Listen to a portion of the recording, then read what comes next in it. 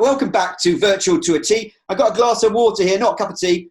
I think a bit of Netflix house party going on. But Ashley, I've made you a cup of tea. Here it comes. Oh, thank you. Oh, perfect. Yeah. And so what we're going to refresh you with today? Well, on Virtual today, we're going to talk all about story crafting. You have to use your brain. Story crafting is so key. So many people get on and busk it because they think they can. But actually, if you do that, their messages just don't hit home. So what are the golden rules for story crafting? We want to raise your awareness of that. And the most important rule is this one. Start at the end.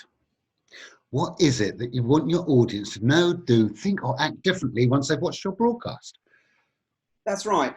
Be really clear and think hard about that end destination. And once you have done, then work backwards. Put the key signposts in that kind of bring your audience along that journey to that final destination of the key points, boof, you want them to remember, and of the key things, boof, that you want them to do. That takes thought and time, crafting that story. Absolutely, and you want to make sure there's a red thread running right the way through that story. So you're taking them on that journey so that you get the results you want. How do you achieve that? Very simple. Two basic techniques that I use. One is mind mapping. Start with where you want to be in the center of the flip chart and just work around it, all the things you want to include and work out how they tie together.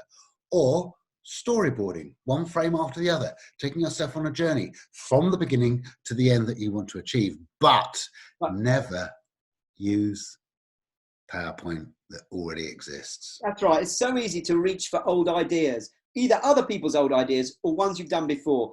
Start, first of all, with a fresh piece of paper. It keeps you fresh. It keeps you thinking about what the audience you're communicating to need to know. Then reach for that PowerPoint or that advice later on. And then you can always sort of push your story into that old age kind of format of tell them what you're going to tell them again. But the story is the critical thing, and starting at the end and working backwards. These are the key things about story crafting. People don't give it enough time, enough thought. If you do, I promise you, your communication will be a whole lot better. And we can help you with that. Why don't you give us a call for a cuppa and we can talk to you about powerful story crafting. All right, that'll do for today. Cheers. Maybe biscuits tomorrow.